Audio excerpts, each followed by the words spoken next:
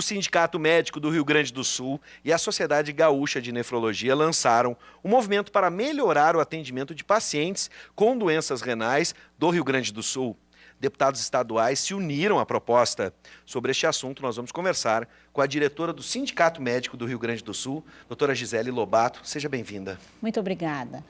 Bom, doutora, primeiro vamos entender, qual a proposta desta frente criada para atender as demandas desses pacientes em específico.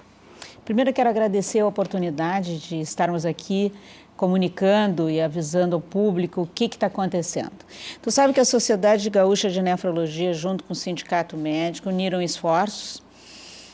O Sindicato Médico foi o protagonista, de uma certa forma, porque nós estivemos lá pedindo que fosse feito esse lançamento, desafiamos a deputada Lisiane Bayer. A Lisiane Bayer é uma deputada extremamente envolvida com a saúde e particularmente envolvida com a saúde da nefrologia, porque ela teve um familiar que precisou fazer uma hemodiálise, então ela conseguiu vivenciar. Sim. Então ela participou do evento que era o Dia Mundial do Rim, enfim, ficamos envolvidos nisso. Então nós chegamos lá para fazer essa proposta para ela. O que nós gostaríamos? Nós gostaríamos que houvesse uma possibilidade de um entendimento melhor sobre a situação da nefro. O que é a situação da nefro? A situação da nefro é simplesmente o fato de nós termos hoje 130 mil pacientes em hemodiálise, 130 mil pacientes em hemodiálise em todo o Brasil, são aproximadamente 6 mil no Rio Grande do Sul. Desses, um número muito grande desassistido. Então, nós vamos trazer essa constelação maior, nós vamos trazer para a constelação do Rio Grande do Sul, que é o que interessa, que nós temos 6 mil pacientes mais ou menos em diálise. Quando eu falo diálise, é uma coisa interessante assim, o nome se chama terapia renal substitutiva, que inclui hemodiálise e diálise. Então, muitas vezes a gente fala essa palavra que pode achar que é tudo a mesma coisa, não é exatamente, mas não importa. O que aconteceu nos últimos 2 anos no Rio Grande do Sul? 7 unidades de hemodiálise fecharam. Ou seja, Canela fechou, sim. Frederico Westphalen fechou, Santa Rosa fechou, segunda-feira fechou São Lourenço, e aí, para onde vai essa população? A gente fica imaginando... Dá para mensurar essa população e imagino que eles não atendam só esses municípios, atendam a região. Exatamente isso. Então, o que acontece? Hoje, os pacientes são deslocados das suas casas porque tem que fazer diálise. O que é o procedimento? São 4 horas sentado numa máquina. Tu tem que chegar, no mínimo, meia hora antes. Sim. Então, tu sai de casa às 3 da manhã, passa lá a van... Paciente debilitadíssimo, paciente muitas vezes que espera comer na unidade, para fazer o lanche na unidade, enfim, e tem que viajar por essas estradas que não são estradas exatamente seguras para nós. Verdade. Para então ele se submeter a um tratamento para salvar sua vida. Com que frequência, só para a gente ter uma ideia, ou varia de cada 3 vezes por semana. 3 vezes por semana? Segunda, quarta e sexta, ou terça, quinta e sábado. Praticamente vai viver em função da hemodiálise. Vive em função. Ou da diálise. Tu não tem viagem, tu não tem disponibilidade de lazer, enfim. Sim. Então, é esse desmonte das unidades, esse desmonte de grupos médicos extremamente qualificados, é que nós apelamos para a Lisiane que a gente pudesse sentar para ver.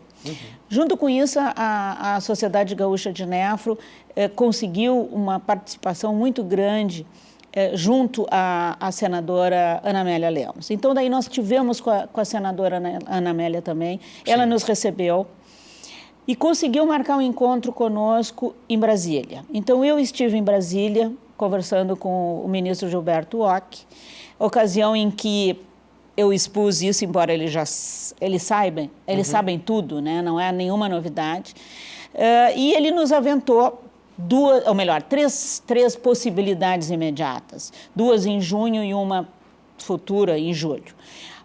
O que também existe de restrição à hemodiálise? As portarias de exigência de uma de um lançamento, de uma formação de um novo serviço de diálise, são extremamente rigorosos. Sim. Nós não somos, em absoluto, contra rigorismo, mas um rigorismo que seja adequado a nós. Dá para a gente dizer que são muito rigorosas ou, de certa forma, burocráticas? As duas coisas, né? Elas são extremamente rigorosas e também são muito burocráticas. Mas não existe a contrapartida, sob o ponto de vista financeiro. Eles exigem que nós tenhamos máquinas e uma série de recursos, quando na realidade o recurso financeiro não existe para que a gente possa adotar isso. Então eu fui lá com um discurso de eu quero filantropia para as unidades de diálise. Por quê? O Serviço Único de Saúde, que hoje é o responsável por 90% dos pacientes em tratamento no Brasil, paga R$ 194,88 uma sessão de diálise. Só que ela custa, colocando assim, tudo na pontinha do lápis, R$ 266. Então, eu fui lá dizer para o ministro isso, que se nós estamos fazendo filantropia, porque há uma defasagem, quem é que banca essa diferença? As unidades de diálise. Sim. Então, se nós estamos fazendo filantropia, nós queríamos a isenção também dos tributos, tal como todos os serviços filantrópicos. Sim. Claro que isso é um tom meio jocoso, mas a gente foi colocar para ele que alguma coisa tem que acontecer. Então, a frente parlamentar, o objetivo é esse, é um grupo de estudo, é uma força de trabalho em que nós nos reunimos uma vez por semana, estamos ocupando o gabinete da deputada Lisiane Bayer, em que nós estudamos essas alternativas. Sim. Alternativas essas que particularmente, se eles não conseguem aumentar o valor, muito bem, então nós queremos diminuição dos tributos. Bom, doutora Gisele, traçando ainda ou tentando desenhar esse raio-x hoje da nefrologia no Estado, além dessas unidades que foram fechadas, esse congelamento do Ministério da Saúde sobre os valores, essa restrição, atinge também as unidades abertas? A gente tem precariedade, de certa forma, isso atrapalha o trabalho dos profissionais? É lógico, algumas unidades, elas têm a vantagem de serem mistas. O que são unidades mistas? São aquelas em que também atendem convênios médicos. E, consequentemente, o valor que é pago compensa, então tu consegue administrar, do ponto de vista administrativo, tu mantém o serviço. Mas é lógico que em algum momento isso também vai se esgotar. Então, o risco é muito grande e como eu tenho usado uma frase assim muito impactante, uma diálise não tem fila. Quem precisa fazer diálise tem que fazer, porque senão morre. Não pode esperar. Não pode esperar. Bom, essa falta de recursos, o ministro de alguma forma justificou ela, por exemplo, relacionando com a PEC dos gastos ou outras explicações? Não, ele não relacionou com nada.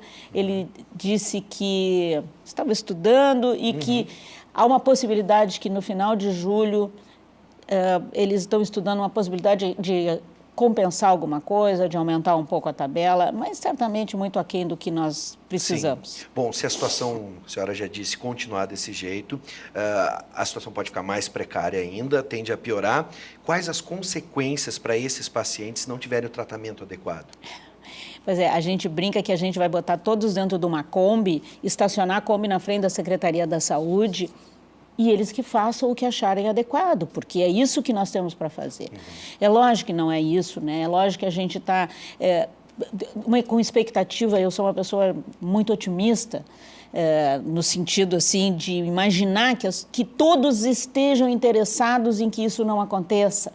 Eu não posso imaginar que um governo federal, estadual, municipal, possa aceitar que a sua unidade de diálise dentro da sua cidade, o seu hospital, o seu posto de saúde feche.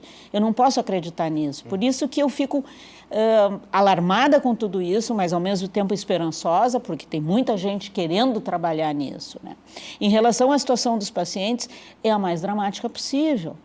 Se tu imaginar que hoje a população que evolui para a insuficiência renal é aquela população diabética e hipertensa. Sim. A maior causa no Brasil é a hipertensão. Essas duas causas de doença são causas absolutamente preveníveis. Sim. Se num posto de saúde, se na rede básica eu tivesse lá o meu captopril, minha losartana, um médico que me pedisse creatinina, eu saberia antecipadamente como é que está meu rim.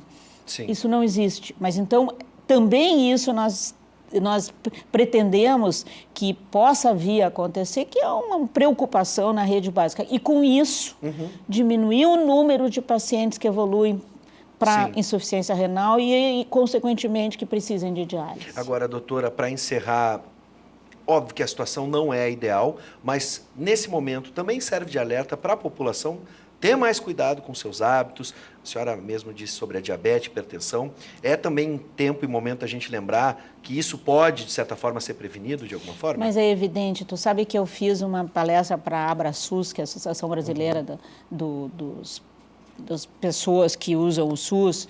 Amanhã eu vou dar uma outra palestra lá na Beneficência Portuguesa. E o objetivo da palestra é esse: como cuidar dos seus rins. Sim. E são regras muito básicas e são regras assim de bom senso. Tomar bastante líquido, evitar o sal, logicamente que evitar a quantidade exagerada de gorduras, que isso traz problema de aterosclerose, evitar o cigarro, ter uma vida saudável. São todas noções de bom senso, mas é que atrás disso a gente tem que ter uma rede básica e um médico que possa estar instruindo esse paciente. Sem dúvida. A gente tem diagnósticos de pacientes extremamente tardios, assim, os pacientes já vêm com doença renal há muito tempo, 5 anos, e daí subitamente chegam numa emergência e aí vem que o rim não funciona mais. Mas como eu não sabia nem que eu tinha, primeiro eu não sabia que eu tinha rim e muito menos que o rim estava doente. Então é por isso. Então essa é a preocupação que nós temos e o nosso objetivo é poder estar educando a população e estar prevenindo doenças preveníveis.